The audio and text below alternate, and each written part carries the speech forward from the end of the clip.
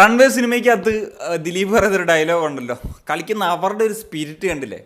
അതാണ് എനിക്ക് ഇന്ന് ചെന്നൈയിൻ എഫ് സിയുടെ മത്സരം കണ്ടപ്പോൾ തോന്നിയത്. സ്പിരിറ്റ് അത് കാണിച്ചു അവർ. മത്സരം കൊൽക്കത്തയിൽ പോയി മോഹൻ ബഗാനെതിരെ പൊരുതി വിജയം സ്വന്തമാക്കി എന്നുള്ളതാണ് ഈ ഒരു മത്സരത്തിലേക്ക് വരുമ്പോൾ പറയാനുള്ളത്. ഞാൻ ഈ ഒരു മത്സരം ഒരു ഗോൾ എത്തി, ആദ്യ ഗോൾ എത്തിയ മൊമെൻറ്റിൽ തന്നെ ആണ് കാണാൻ തുടങ്ങി. ആദ്യം തൊട്ടേ കണ്ടിട്ടില്ല. അപ്പം ജോണി കൗക്കോയുടെ ഒരു ഗോളിലൂടെയാണ് ആ ഒരു മത്സരം തുടങ്ങുന്നത്. പിന്നീട് ഞാൻ ആക്ച്വലി എക്സ്പെക്റ്റ് ചെയ്തിരുന്നത് ഈ ഒരു മത്സരം മോഹൻ ബഗാൻ കംഫർട്ടബിളായിട്ടൊക്കെ വിജയിക്കും എന്നുള്ളതാണ്. സോ ഈ ഒരു മത്സരം എന്നെ എക്സൈറ്റ് ചെയ്തൊരു കാര്യം, കാരണം ഇത് ഒരു പക്ഷേ കേരള ബ്ലാസ്റ്റേഴ്സിൻ്റെ ഒരു ക്വാളിഫിക്കേഷൻ്റെ കൂടി നിർണായകമായിരുന്നു. കാരണം ഈ ഒരു മത്സരത്തിൽ ചെന്നൈ പോയിൻ്റ് ഡ്രോപ്പ് ചെയ്ത് കഴിഞ്ഞാൽ, അതായത് സമനിലയോ തോൽവിയോ ആണെന്നുണ്ടെങ്കിൽ ഈ ഒരു മത്സരത്തിൽ ലൂടെ കേരള ബ്ലാസ്റ്റേഴ്സിന് ടോപ്പ് 6 അല്ലെങ്കിൽ പ്ലേ ഓഫ് സ്റ്റേജ് ഉറപ്പിക്കാൻ സാധിക്കുമായിരുന്നു. പക്ഷേ ചെന്നൈയുടെ ഇന്നത്തെ മത്സരം കണ്ടപ്പോൾ എനിക്ക് ഉറപ്പായിട്ടും തോന്നി ഇന്നത്തെ മത്സരം ഡിസേർവ് ചെയ്യുന്നത് ഉറപ്പായിട്ടും ചെന്നൈയിൻ എഫ് സി ആണ് എന്നുള്ളത്.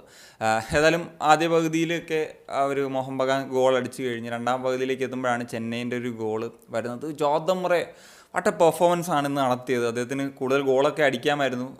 വിശാൽ കേതിൻ്റെ ഒക്കെ ഒരു സേവ് ഉണ്ടായിരുന്നു. എന്നാൽ ഫസ്റ്റ് അദ്ദേഹം അടിച്ചിട്ടുള്ള ഒരു ഗോൾ ഒരു സൂപ്പർ ഒരു സ്ട്രൈക്ക് ഗോളെന്ന് തന്നെ പറയാം. അദ്ദേഹത്തിൻ്റെ ഒരു ഇൻഡിവിജ്വൽ ബ്രില്യൻസ് കൂടെ ഒന്ന് റൺ മേക്ക് ചെയ്ത് അടിച്ചു 1-1 എന്ന നിലയിലേക്ക് എത്തി.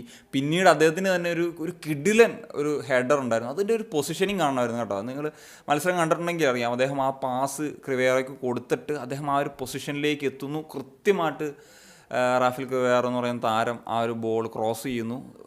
സുന്ദരമായിട്ടുള്ളൊരു ഹെഡറായിരുന്നു. പക്ഷേ എന്ത് ചെയ്യാനാ, വിശാൽ കേത്തിൻ്റെ അതിമനോഹരം, അദ്ദേഹം അത് ആൻറ്റിസിപ്പേറ്റ് ചെയ്തു എന്നുള്ളതാണ് ഏറ്റവും പ്രധാനപ്പെട്ട ഒരു ഫാക്ടറായി മാറിയത്. എന്നാൽ അവിടുന്ന് കിട്ടിയിട്ടുള്ളൊരു കോർണറിൽ നിന്ന് തന്നെയാണ് റാഫേലിൻ്റെ ഒരു കോർണർ, റയാൻ എഡ്വാർഡ്സിൻ്റെ കിഡിലൻ ഹെഡർ ഗോൾ, അത് 2-1 എന്ന നിലയിലേക്കാക്കി. സത്യം പറഞ്ഞു കഴിഞ്ഞാൽ എനിക്ക് ഒരു ഇതുണ്ടായിരുന്നു, ഈ മോഹൻ ബഗാൻ ഏതെങ്കിലുമൊക്കെ സിറ്റുവേഷനിൽ ഒരു പെനാൽറ്റിയൊക്കെ കിട്ടുമെന്നുള്ളത്. സോ അങ്ങനത്തെ ഒരു സിറ്റുവേഷൻ തന്നെ ഉണ്ടായി. എനിക്കതൊരു പെനാൽറ്റി സിറ്റുവേഷനായിട്ട് പേഴ്സണലി ഫീൽ ചെയ്തിട്ടില്ല.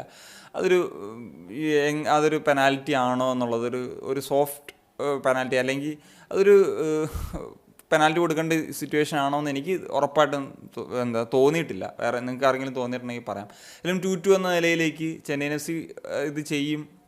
ഇവൻ കേരള ബ്ലാസ്റ്റേഴ്സ് ക്വാളിഫൈഡ് ആയാലും ചെന്നൈയിൻ എഫ് സിക്ക് എന്താ പറയുക, ഒരു അൺഡിസേർവിങ് ആയിരുന്നു ആ ഒരു സംഭവം എന്ന് പറയുന്നത്, ആ ഒരു പെനാൽറ്റി മോഹൻ ബഗാൻ കൊടുത്തതെന്നുള്ളത്. സോ അങ്ങനെ ഒരു 2-2 എന്ന നിലയിലേക്ക് എത്തി. മത്സരം സമനിലയിലേക്കൊക്കെ പോകാം എന്നുള്ള നിലയിലേക്ക് വരുന്നു. ആ സമയത്താണ് അവിടെയാണ് അവർ ഹൈലൈനായിട്ടാണ് കളിച്ചുകൊണ്ടിരുന്നത്. മോഹൻ ബഗാൻ അറ്റാക്കിങ്ങിലേക്ക് പോയി അവർക്ക് ഷീൽഡ് റേസിലേക്ക് എത്തണമെങ്കിൽ തീർച്ചയായിട്ടും അവർക്കും വിജയം അനിവാര്യമാണ്. ചെന്നൈയിൻ എഫ് സിയെ സംബന്ധിച്ചിടത്തോളം വിജയം അനിവാര്യമാണ്. ഒരു കൗണ്ടർ സിറ്റുവേഷനിലാണ് ആയുഷിൻ്റെ ആ ഒരു ഗോൾ, ബ്രില്യൻ ഗോൾ. അത് ഇർഫാൻ യാദ്വാദ് എന്ന് പറയും. ഇർഫാൻ യാദ്വാദ് കുറച്ച് നാളായിട്ട് ഇങ്ങനെ ഗോൾ അടിക്കാൻ കുതിക്കുന്നൊരു സ്ട്രൈക്കറാണ്. നമ്മൾ ഒരു ഫ്യൂച്ചർ കാണുന്നൊരു സ്ട്രൈക്കർ തന്നെയാണ്. അദ്ദേഹത്തിൻ്റെ ആ ഒരു എന്താ പറയുക റൺ അദ്ദേഹത്തിന് കിട്ടുന്നു. ആ സമയത്ത് തന്നെ വിശാൽ കേത്ത് ഒന്നാം തരമായിട്ട് ഔട്ട് ചെയ്തു. പക്ഷേ ഒരു സൈഡിൽ കൂടെ ബോൾ വിട്ട് മറ്റൊരു സൈഡിൽ കൂടെ അദ്ദേഹം റൺ മേക്ക് ചെയ്തു, പോസ്റ്റിനേക്കുള്ളിലേക്ക് അടിച്ചു എന്നുള്ളതാണ്. അവിടെയാണ് അവർക്ക് ആ ഒരു വിജയം സ്വന്തമായത്. എന്നാൽ മോഹൻ ബഗാൻ അതിനുശേഷം 2 ക്ലിയർ ചാൻസസ് ആണ്, അത് 2 ഹെഡ്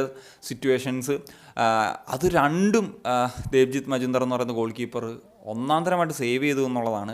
സോ ഈ ഒരു മത്സരത്തിൽ ഹീറോ ഐ തിങ്ക് ജോർദൻ മുറയാണ്. പക്ഷേ ഉറപ്പായിട്ടും ഈ ഒരു മത്സരത്തിൽ ദേവ്ജിത്തിൻ്റെ കോൺട്രിബ്യൂഷൻ എനിക്ക് തോന്നുന്നു, എൻ്റെ ഓർമ്മയിൽ തന്നെ 3 കൃത്യമായിട്ടുള്ള 3 അതിൽ മേളിലുണ്ട് കൃത്യമായിട്ടുള്ള ഗോളാകാൻ പറ്റുന്ന സാഹചര്യങ്ങൾ അദ്ദേഹം ചെന്നൈയിനെ രക്ഷിച്ചിട്ടുണ്ട്. ചെന്നൈയിനൊരു ലൈഫ് ലൈൻ തന്നെയായിരുന്നു ഉറപ്പായിട്ടും ദേവ്ജിത്ത് മജുന്ദർ എന്നുള്ളതാണ്. ആയാലും കേരള ബ്ലാസ്റ്റേഴ്സിലേക്ക് വരുമ്പോഴത്തേക്കും ബ്ലാസ്റ്റേഴ്സ് ഒരു മത്സരം വിജയിച്ച് തന്നെ ആ ഒരു ക്വാളിഫിക്കേഷൻ നേടിയെടുക്കട്ടെ. അതിലാണല്ലോ ഒരു അന്തസ് കിടക്കുന്നത്. ആ ഒരു സ്പിരിറ്റ് കാണിക്കട്ടെ. ചെന്നൈയിൻ എഫ് സി കാണിച്ചതുപോലെ ആ ഒരു സ്പിരിറ്റ് ഇനി അടുത്ത മത്സരം ഹോമിലാണ്, ഈസ്റ്റ് ബംഗാളിനെതിരെയാണ്. ആ ഒരു സ്പിരിറ്റ് കാണിച്ച് ജയിച്ച് നമുക്ക് ആ ഒരു ക്വാളിഫിക്കേഷൻ ഉറപ്പിക്കുന്ന സാഹചര്യത്തിലേക്ക് പോകാം. എന്താണെങ്കിലും ഇനിയിപ്പം നമുക്ക് സ്ഥാനത്തിലൊന്നും വലിയ മാറ്റങ്ങളൊന്നും വരാൻ ഇല്ല. ഈ ഒരു മത്സരം അത്ര എക്സൈറ്റിംഗ് ആയിരുന്നു. 2-3 എന്ന് പറയുന്നൊരു സ്കോറാണ്. ചെന്നൈയിൻ എഫ് സിക്ക് വിജയിക്കാൻ സാധിച്ചു. കേരള ബ്ലാസ്റ്റേഴ്സ് ഇനിയും ക്വാളിഫിക്കേഷന് വേണ്ടി വെയിറ്റ് ചെയ്യണം. അതൊക്കെയാണ്